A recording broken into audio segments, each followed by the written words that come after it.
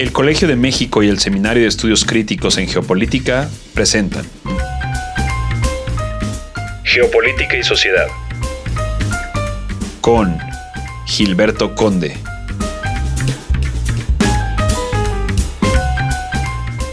Bienvenidas, bienvenidos al podcast Geopolítica y Sociedad.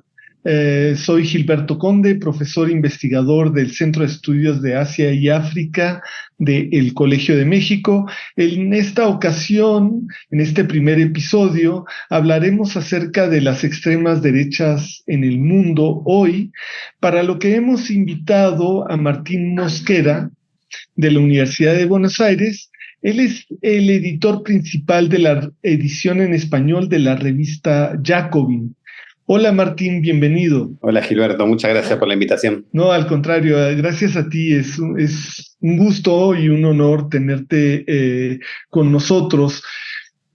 Bueno, como decía, vamos a hablar acerca del auge de las extremas derechas en el mundo en la actualidad. Entonces, quisiera que nos hicieras el favor de explicarnos por qué se hace necesario hablar de las extremas derechas en el presente, constituyen una amenaza, de qué magnitud es esa amenaza. Lo primero que creo que hay que decir es que el ascenso meteórico de la extrema derecha es un vendaval, es una avalancha, ¿no? Vemos cualquier zona del mundo, Trump en Estados Unidos, Bolsonaro, Milei, Bukele, la oposición en los partidos donde no gobierna la extrema derecha es una oposición fuerte. En Europa, en la última elección al Parlamento Europeo, fueron prácticamente la primera fuerza. En Alemania volvieron los herederos de los nazis al Parlamento. Si vemos otras zonas del mundo, el yihadismo árabe, bueno, hay como un crecimiento del autoritarismo en el mundo. Tal vez esto habría que enfatizarlo, el crecimiento, la evolución autoritaria del mundo tal vez excede a la extrema derecha, es decir, proviene de muchas familias políticas, pero la extrema derecha obviamente es, yo diría, la protagonista principal de la política global, la que se siente fuerte, segura, marca agenda, cuando todo el resto de los actores estamos un poco a la defensiva.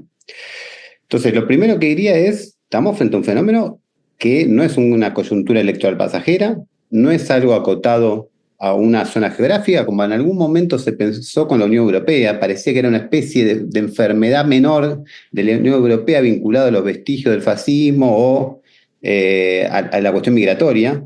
Este es otro factor. Es un fenómeno internacional que responde a situaciones nacionales muy diferentes, ¿no? Durante mucho tiempo se dijo, bueno, el fascismo no, la extrema derecha es la respuesta a la cuestión migratoria. Bueno, hay países que no tienen un gran problema migratorio y la extrema derecha arrasa igual. Entonces, estamos frente a un fenómeno global, y esto es muy importante tenerlo en cuenta para países como México, donde no está muy presente, porque cuando estamos hablando de fenómenos globales, son fuerzas que nos involucran a todos, incluso si no están presentes en la coyuntura inmediata. Porque las fuerzas, las tendencias globales no es la sumatoria de situaciones nacionales que de conjunto dan un clima.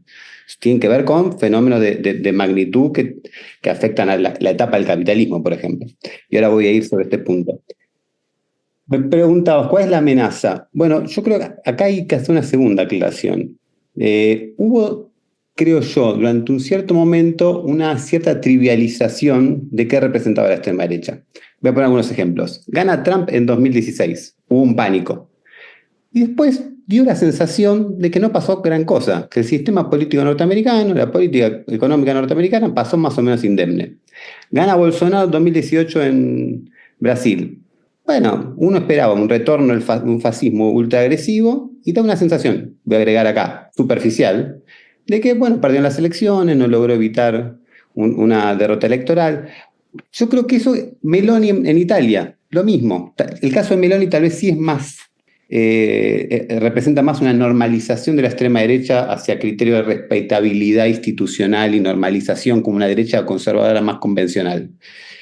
Entonces, en algún momento se miró el fenómeno y se dijo, bueno, tal vez es una derecha idiosincráticamente un poco más agresiva, verbalmente más fuerte, que viene a reemplazar a la derecha tradicional en un momento de crisis de la derecha tradicional, de crisis del sistema de partidos, pero que no es portadora de un proyecto autoritario. Bueno, eso es lo que me parece que en esta fase que se inaugura en estos últimos años, los más recientes, El ascenso de Trump es el ejemplo más claro, pero podríamos poner Milei en Argentina, Netanyahu en Israel, la consolidación de regímenes autoritarios en India, en Filipinas, en una serie de países que muestran, en Turquía por supuesto, muestran que estamos frente a un fenómeno muy amenazante.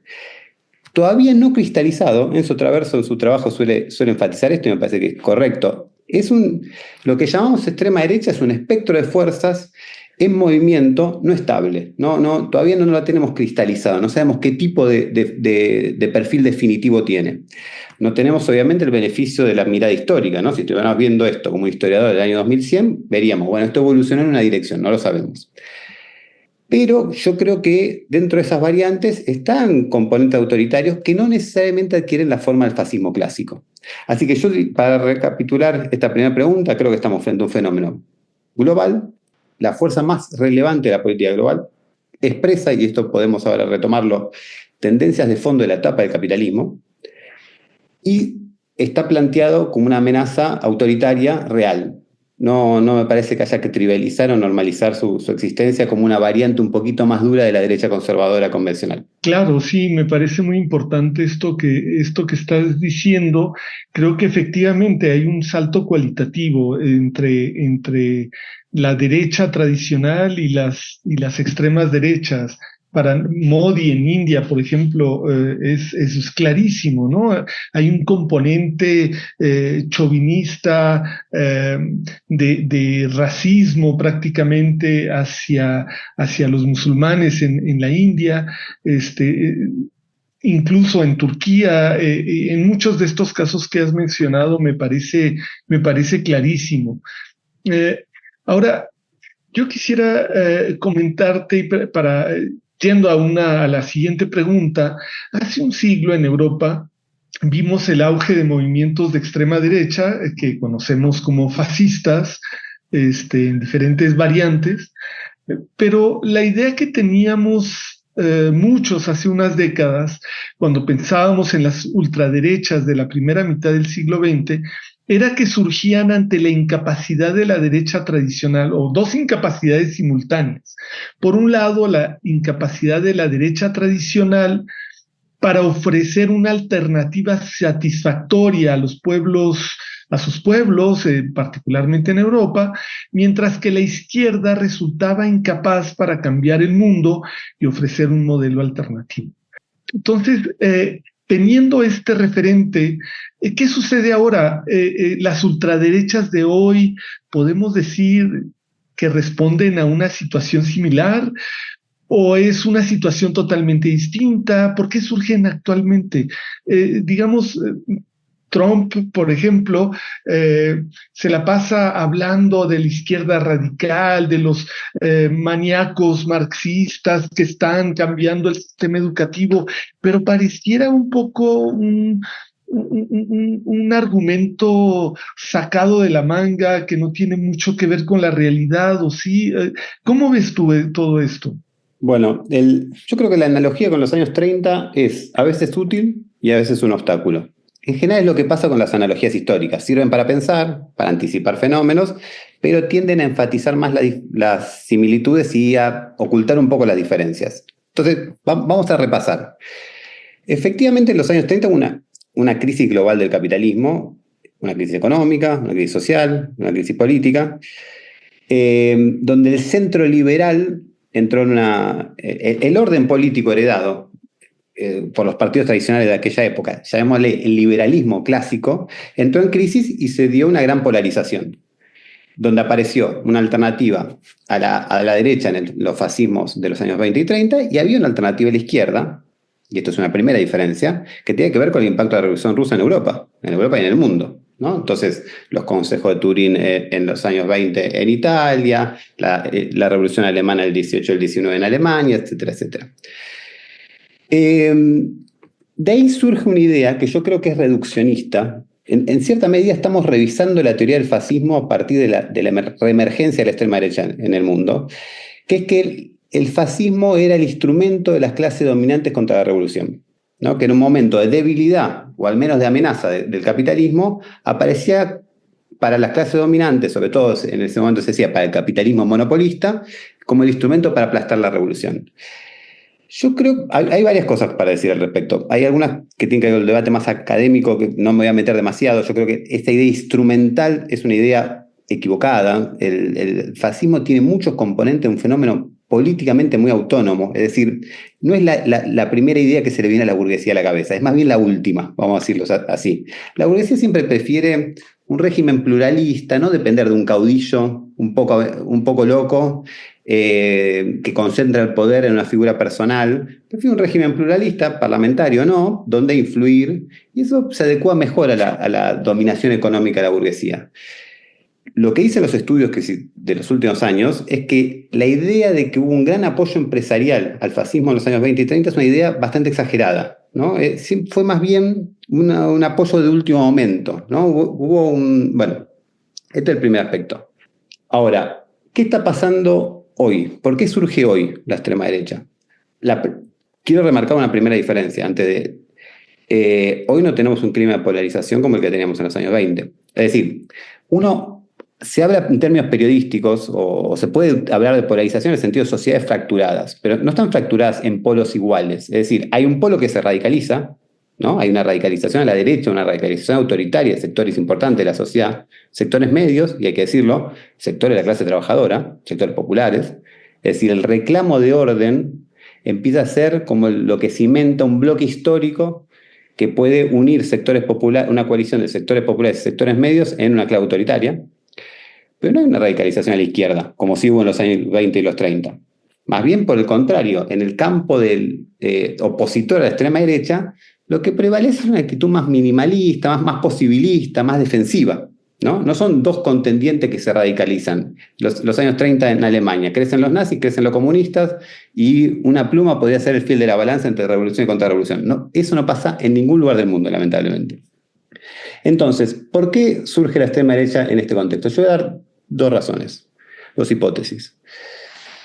Primero, yo creo que hay muchas señales, de que estamos a mitad de camino de un cambio de magnitud histórica en el capitalismo, ¿no? El capitalismo pasó por fases discretas, ¿no? El capitalismo, llamémoslo así, de libre competencia, el término no es adecuado, pero de pequeña empresa de fin del siglo XIX, cambia de escala luego una gran crisis en el 1873, hay un cambio de escala de las corporaciones, aparece lo que en ese momento se llamó el capitalismo imperialista, vuelve a entrar en crisis en 1914, 1929, luego de eso surge el capitalismo keynesiano de posguerra, después de una era que Hobsbawm la denomina la era de la catástrofe, ¿no?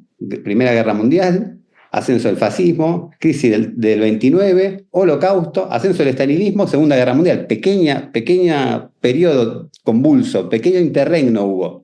Luego de eso surge el capitalismo keynesiano, que entra en crisis en algún momento, fines de los 60, principios de los 70, y da lugar a las reformas neoliberales. Yo creo que hoy estamos en una crisis del neoliberalismo, de esa etapa del capitalismo. ¿Cómo? Ahora, esto lleva... Acá hay mucha polémica. La posición que voy a defender es minoritaria en la izquierda, porque yo creo que hay una cierta inflación del término neoliberalismo. Ya le estamos llamando neoliberalismo a todo, ¿no? Entonces ahora es neoliberalismo autoritario. Es cierto que hay tendencias autoritarias en el neoliberalismo, pero ¿cuál es la especificidad de la etapa neoliberal? La que se inicia en los años 70 y 80, con Reagan, con Thatcher, etc. Con las dictaduras en el Cono Sur, por ejemplo. Yo voy a seguir acá a Adrián Piva, que es un amigo y un sociólogo marxista que creo que acierta en el análisis. Él define el neoliberalismo de una manera más estrecha, como una forma de disciplinamiento que surge de la extensión masiva de la competencia. Eso permite disciplinar y atomizar tanto a la clase trabajadora como a los sectores menos rentables del empresariado, ¿no? Y eso es lo que vimos en los años 80, desregular todo, que caiga todo el peso de la competencia sobre todo el mundo. Eso en paralelo a la internacionalización productiva, lo que se llamó globalización, pero que tuvo la peculiaridad en los 80 de que lo que se globalizaba no era el comercio ni las finanzas, sino la producción, dio a un mundo diferente. Yo creo que en casi todos los aspectos eso está en crisis. Y sobre todo está en crisis la disciplina de mercado. Es decir, que el mercado sea por sí mismo un mecanismo disciplinante que logra atomizar la vida social por medio de esta individuación o atomización de la clase trabajadora. Entonces, cuando el mercado retrocede, reaparece, empieza a tallar de vuelta el Estado. Entonces, este es un primer principio de explicación. El mercado ya no es lo suficientemente fuerte para garantizar la disciplina social, como lo fue en los años 80, de los años 80 en adelante. Entonces, sucesivas crisis, la primera fue en el Cono Sur en América Latina, la crisis de los gobiernos neoliberales en América del Sur. Luego la crisis del 2008 vuelve global, esta crisis del neoliberalismo. Y vemos muchas señales que empieza a emerger un mundo nuevo. No sabemos cuál es el paisaje al final de este túnel en el que estamos, ¿no? Vemos a Trump tratando de repatriar capitales, poniendo protecciones, pero vemos que en casi todo el mundo, con la excepción de la Unión Europea, la excepción parcial, las políticas neoliberales han retrocedido, no necesariamente en favor de algo mejor, y este es otra cosa, otro aspecto, pero vuelve el gasto público. Cada país que entró en crisis acudió a un mecanismo alternativo. Japón entra en crisis en los 80-90, gasto público.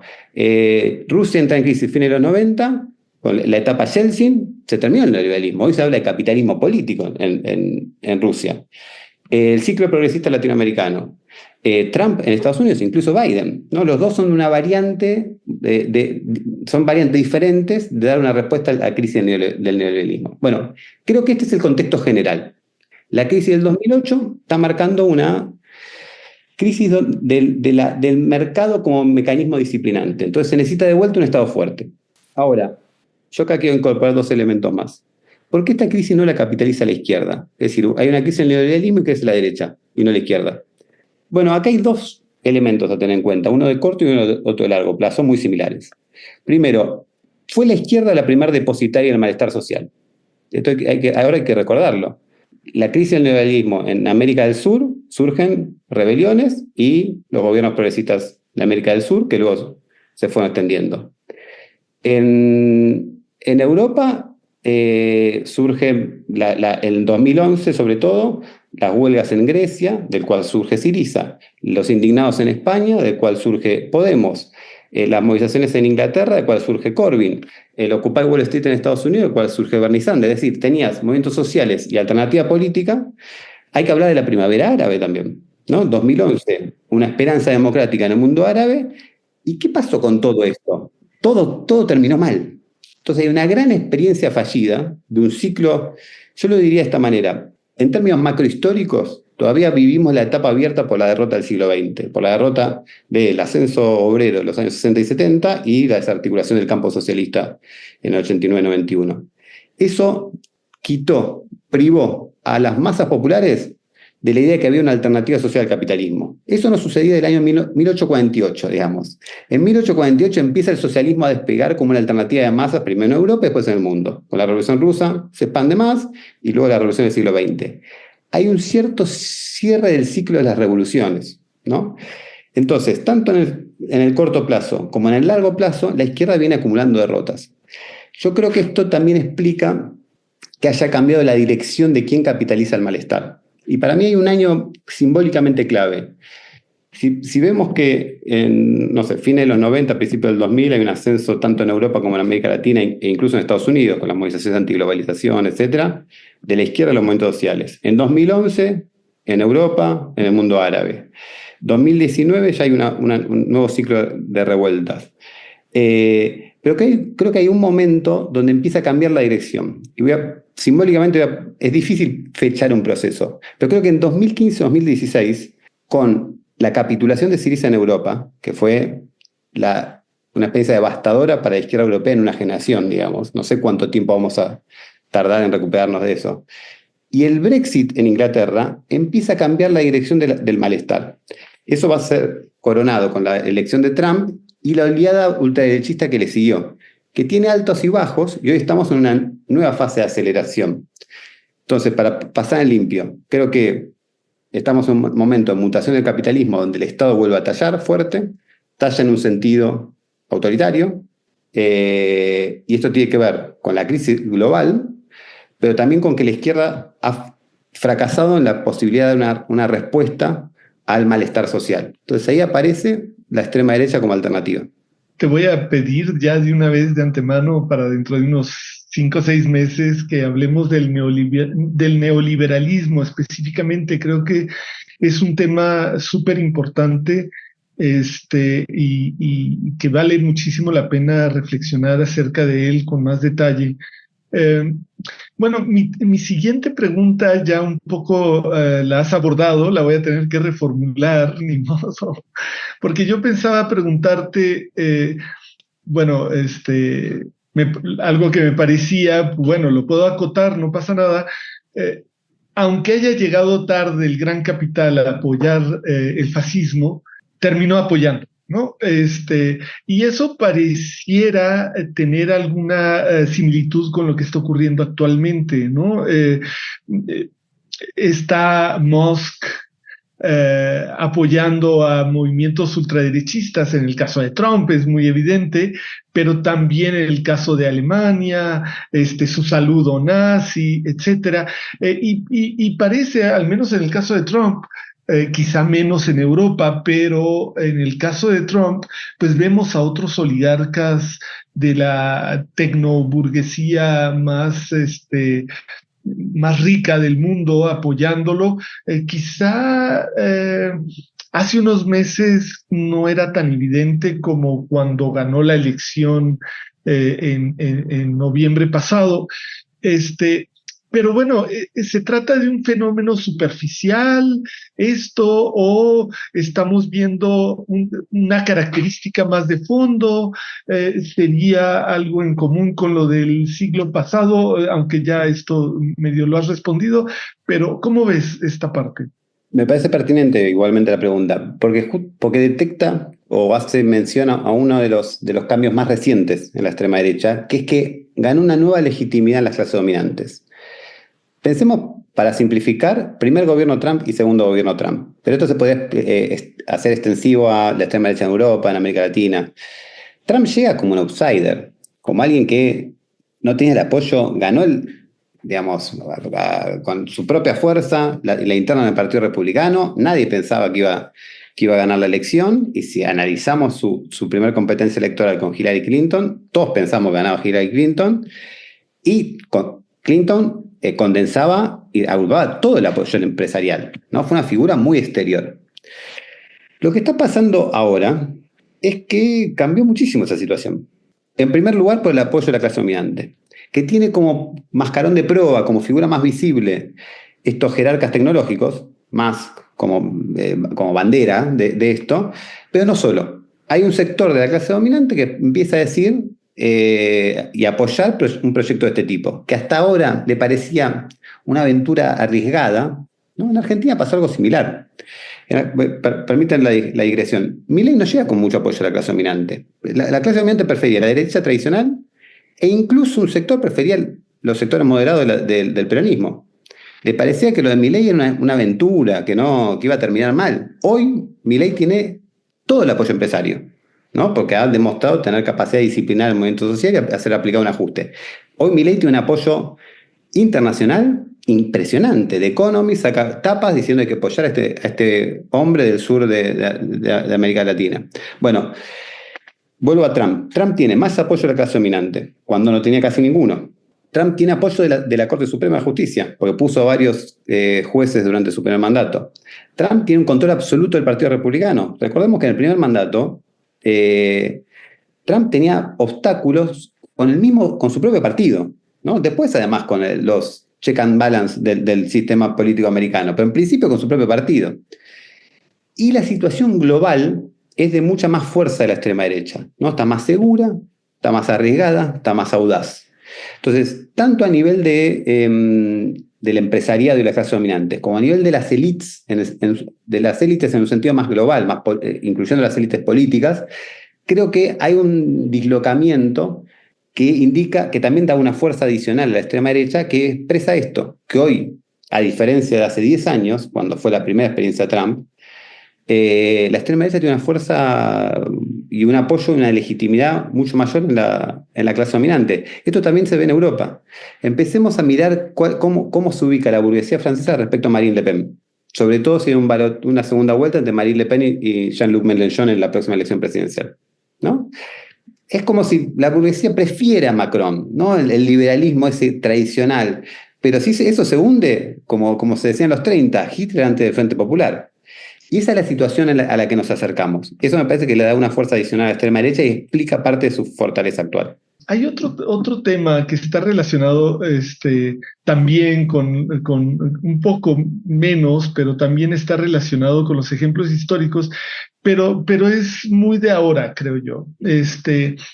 La ultraderecha, las ultraderechas en general suelen ser ultranacionalistas, no solo son extremas derechas, son extremas nacionalismos extremos. Este, Sin embargo, se coaligan internacionalmente. Pareciera como paradójico. Entonces, eh, estamos presenciando una suerte de organización internacional de las ultraderechas. Por ejemplo, el partido Vox en España se relaciona con la derecha tradicional, incluso no solo con las ultraderechas, sino con la derecha tradicional mexicana.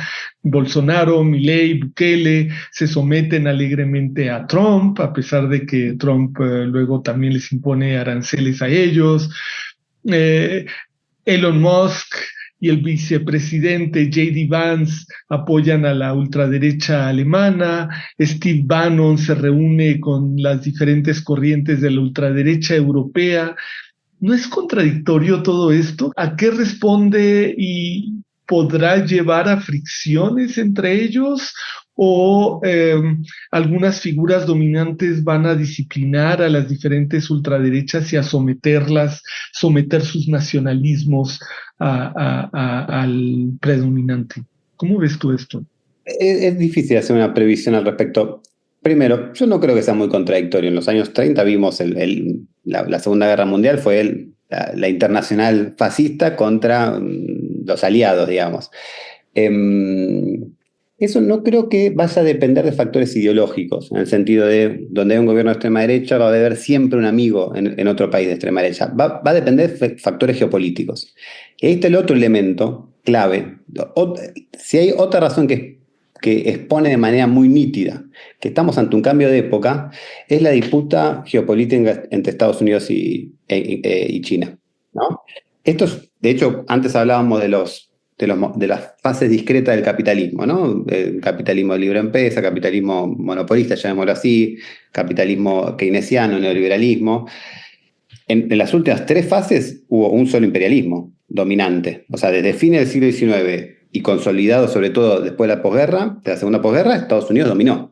Bueno, eso hoy por primera vez está en disputa, con un declive muy significativo en el aspecto comercial de productividad de Estados Unidos y un ascenso muy significativo en el aspecto comercial y productivo de China, compensado por el poder militar norteamericano que no tiene paralelo todavía, ¿no? China está mucho más atrasada en ese terreno. Y toda la estrategia de Trump hay que pensarla en ese cuadro, ¿no?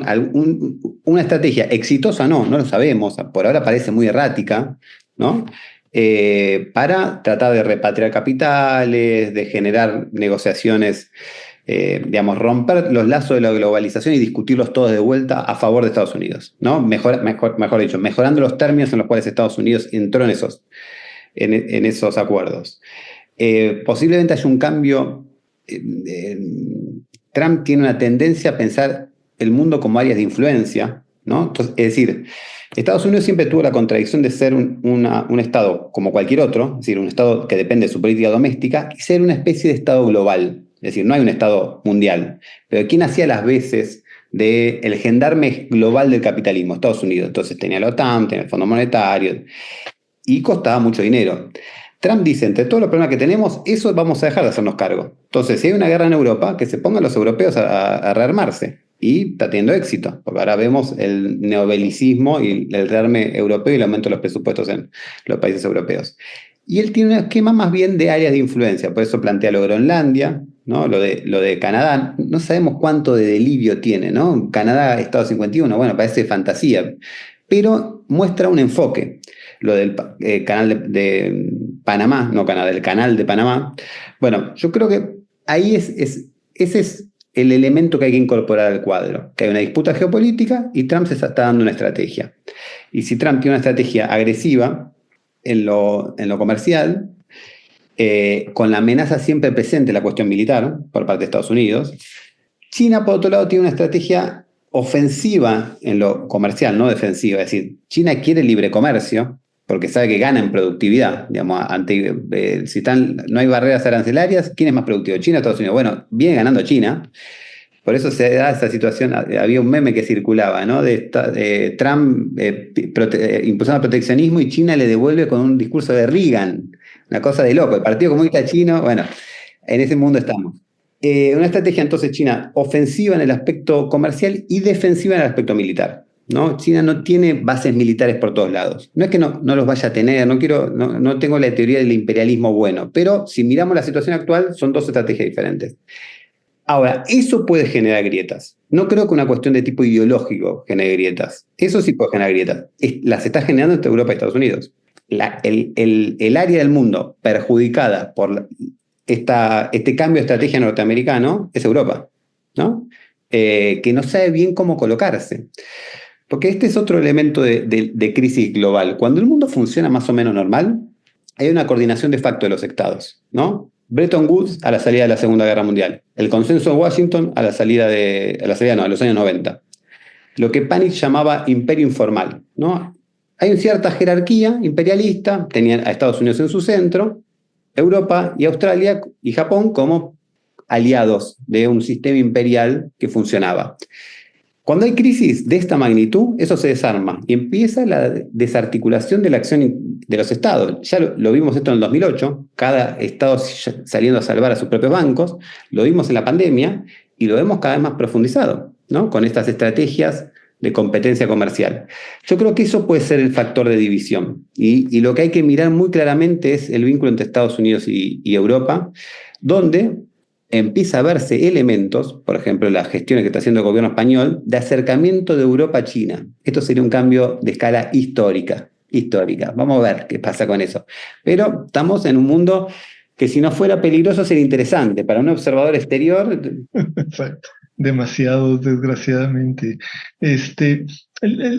Bueno, aquí voy a meter una pregunta que no tenía planeada, pero otra fractura que veo, otra posibilidad de fractura dentro del trumpismo, en todo caso, no sé si esto tenga un reflejo en otras escalas, pero es una fricción entre sectores trumpistas que son muy radicalmente favorables a los aranceles, por ejemplo, y puede que esto se reproduzca en otros aspectos, pero ahora lo estamos viendo en torno de los aranceles.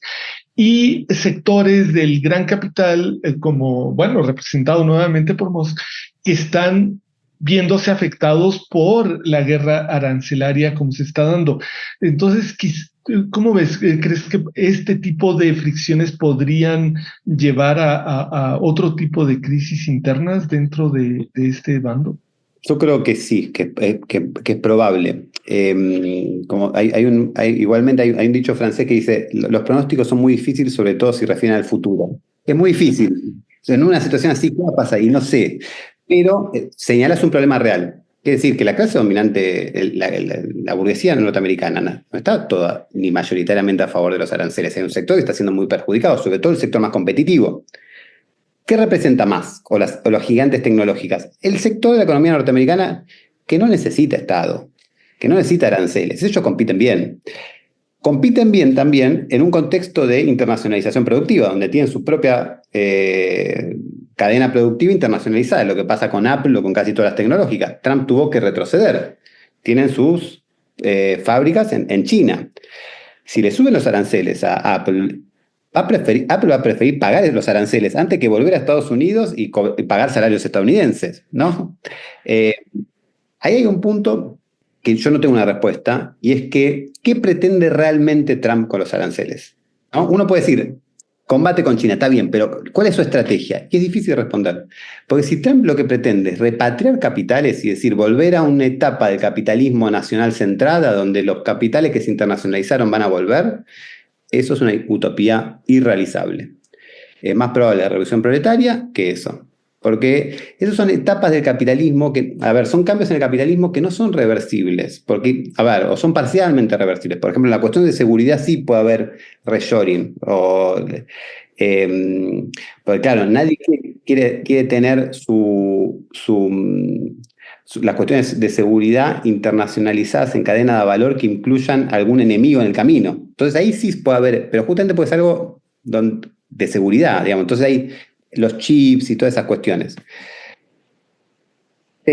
Todo eso. Pero yo creo que la internacionalización productiva es equivalente al salto de escala del capital de las corporaciones en fines del siglo XIX. Es irreversible.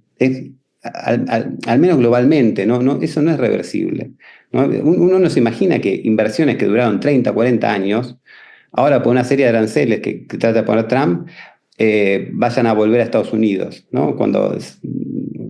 Eso es muy difícil. Entonces, uno lo que se pregunta es que probablemente esto Trump lo sepa, ¿no? Y si Trump lo sabe, hay que preguntarse qué es lo que está buscando. Posiblemente lo que siempre se dice es Trump golpea muy arriba para tratar de negociar algo en el medio, más de lo que hubiese logrado con métodos convencionales de negociación. Porque entre otras cosas, su estrategia va a llevar inflación en Estados Unidos, es evidente. Si le pones aranceles a todos los productos que importas, van a encarecerse. Lo vas a producir vos a un precio con menor productividad, a un costo más alto, o importás a un costo más alto. Y posiblemente recesión. Es decir, llevas a tu propio país a una situación de estanflación. ¿Puede Trump sostener políticamente una situación de estanflación durante un periodo más o menos prolongado porque tiene en perspectiva una guerra con China? Una guerra comercial, quiero decir. Muy difícil. Entonces, esto yo quiero ser muy prudente, además no es mi área, no tengo competencia económica como para... Pero cuando consulto a los economistas amigos me dicen, mira, no tengo idea, no sé, veamos qué pasa, ¿no? Sí, es cuando los pronósticos, incluso para el pasado, tampoco funcionan. No, bueno, hay una hipótesis, ¿no? Aquí que me parece interesante que expresó Paul Krugman hace ya varias semanas, hace como un mes y medio, no sé, no recuerdo exactamente. Él lo que considera es que realmente ni Trump sabe, o sea, él va con ideas, sí, aranceles, aranceles, y realmente no sabe muy bien qué es lo que quiere obtener. Pero bueno, eso está difícil saberlo. Ya, para empezar a cerrar o para cerrar, ¿cómo enfrentar a la extrema derecha?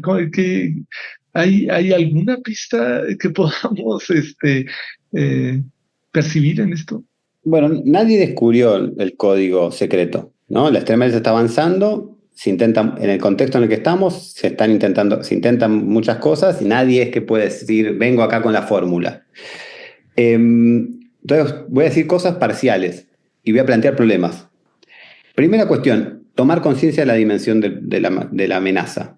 Porque esto parece trivial, pero no lo es. La extrema derecha avanza sobre la base de la subestimación de sus contendientes. Pensemos a Trump como lo subestimamos, pensemos a el Brexit como lo subestimamos, a Milei como lo subestimamos, a Bolsonaro como lo subestimamos. Claro, bueno, tenemos que empezar a dejar de sorprendernos. Entonces, si vemos que esos fenómenos que parecen extravagantes para el extremo marginal del sistema político, de golpe pasan al centro rápidamente, bueno, empecemos a dejar de subestimar y saber que tenemos que tomar acciones, que deje de agarrarnos desprevenidos.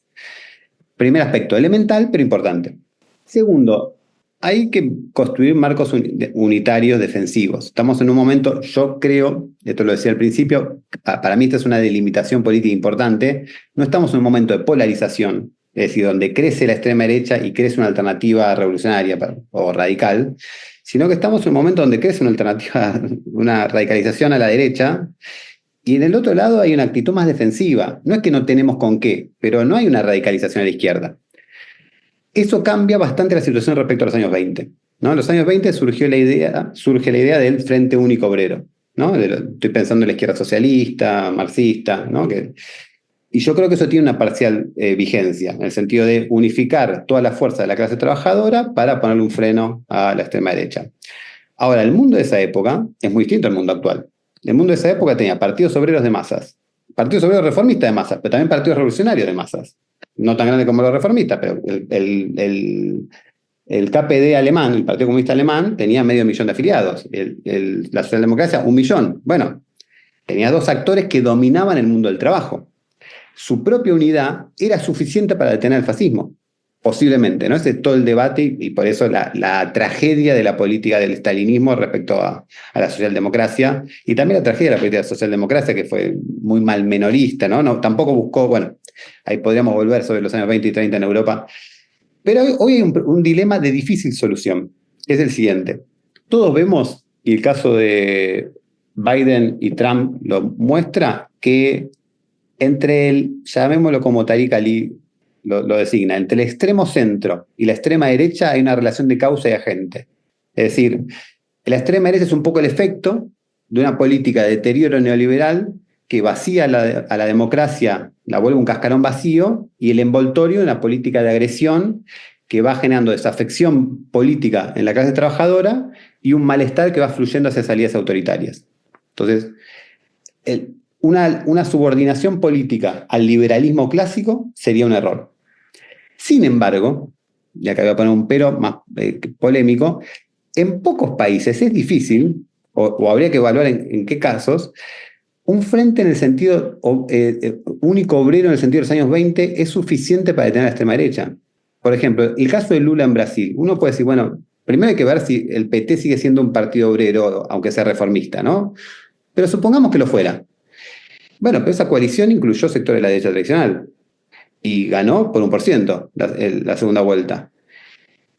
Tenemos que descartar por principio acuerdos puntuales, no subordinación política, acuerdos puntuales con fuerzas que provengan, digamos así, del liberalismo democrático en coaliciones electorales que puedan derrotar a la extrema derecha. Yo creo que no.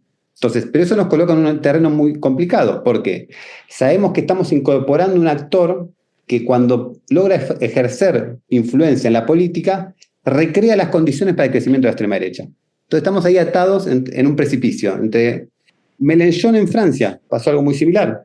Arma una coalición que tiene en el centro, no el sector más moderado, en Brasil tampoco, Lula no es el sector más moderado, Almin, o sea, la derecha tradicional es el sector moderado, pero incluye al Partido Socialista, que es un partido hoy neoliberal prácticamente. ¿Se hubiese detenido a la extrema derecha en Francia en las últimas elecciones parlamentarias sin ese acuerdo que incluía también al Partido Socialista? No. Esto es matemático. Si dividías esos votos, hoy gobernaba Marine Le Pen, era primera ministra. Bueno, creo que vamos a tener que atravesar una zona así entre Chile y Caribdis, para decirlo con una fórmula clásica, muy difícil, donde tenemos que forjar coaliciones competitivas que puedan derrotar electoralmente a la extrema derecha cuando no se la logra derrotar en la movilización social, porque este es otro elemento. Obviamente lo mejor es derrotarla fruto de un ascenso del movimiento social, pero eso no es lo que está pasando, eso no es lo que domina. Lo que domina es la extrema derecha llega fuerte a las elecciones. Entonces vamos a necesitar coaliciones electorales competitivas que luchen de conjunto contra la extrema derecha y a su interior luchar contra los sectores moderados que se impriman su política en esas coaliciones o en un eventual futuro gobierno, allanan el terreno para el retorno a la extrema derecha. Así de difícil me parece el escenario. Wow, pues sí, ojalá, creo que en Estados Unidos vamos a ver algo muy interesante, ¿no? Ya se está viendo algo muy interesante con las giras de Bernie Sanders y Alexandria Ocasio-Cortez, pero muy probablemente van a tener, aunque logren organizar autónomamente un movimiento antioligárquico, que espero que sí lo logren, seguramente van a tener que realizar compromisos y acuerdos con otras corrientes, porque sí, el desafío es enorme, ¿no? Yo creo que no queda de otra. Martín, muchísimas gracias. Gracias a vos, Gilberto. Pues espero que podamos seguir contando con tu colaboración en estos espacios y bueno, te mando un fuerte abrazo. Gracias. Esta es una producción de la Coordinación de Educación Digital del Colegio de México.